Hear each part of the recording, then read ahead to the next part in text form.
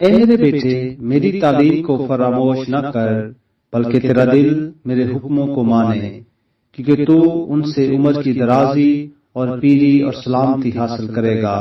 شفقت اور سچائی تجھ سے جدا نہ ہوں، تو ان کو اپنے گلے کا طوق بنانا اور اپنے دل کی تختی پر لکھ لینا۔ یوں تو خدا اور انسان کی نظر میں مقبولیت اور عقل مندی حاصل کرے گا۔ سارے دل سے خداوند پر توکل کر اور اپنے فہم پر تکیہ نہ کر، اپنی سب راہوں میں اس کو پہچان اور وہ تیری رہنمائی کرے گا۔ تو اپنی ہی نگاہ میں دانشمند نہ بن، خداوند سے ڈر اور بدی سے کنارہ کر، یہ تیری ناک کی صحت اور تیری ہڈیوں کی تازگی ہوگی۔ اپنے مال سے اور اپنی ساری پیداوار کے پہلے پھلوں سے خداوند کی تعظیم کر، یوں تیرے کھتے خوب بھرے رہیں گے اور تیرے حوض نئی مے سے لبریز ہوں گے۔ اے میرے بیٹے، خداوند کی تنبیہ کو حقیر نہ جان اور اس کی ملامت سے بیزار نہ ہو، کیونکہ خداوند اسی کو ملامت کرتا ہے جس سے اسے محبت ہے، جیسے باپ اس بیٹے کو جس سے وہ خوش ہوتا ہے۔ مبارک ہے وہ آدمی جو حکمت کو پاتا ہے اور جو فہم حاصل کرتا ہے، کیونکہ اس کا حصول چاندی کے حصول سے اور اس کا نفع کندن سے بہتر ہے۔ وہ مرجان سے زیادہ پیش بہا ہے اور تیری مرغوب چیزوں میں بے نظیر۔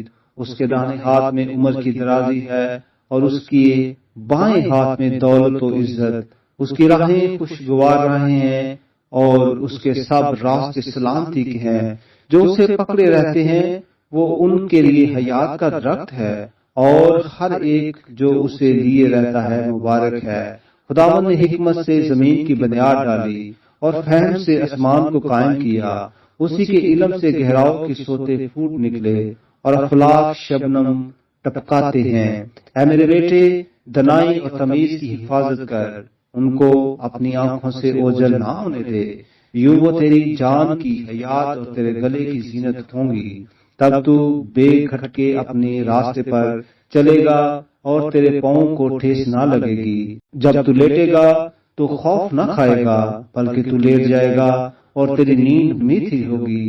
ناگہانی دہشت سے خوف نہ کھانا اور نہ شریروں کی ہلاکت سے جب وہ آئے، کیونکہ خداوند تیرا سہارا ہوگا اور تیرے پاؤں کو پھنس جانے سے محفوظ رکھے گا۔ بھلائی کے حقدار سے اسے دریغ نہ کرنا جب تیرے مقدور میں ہو۔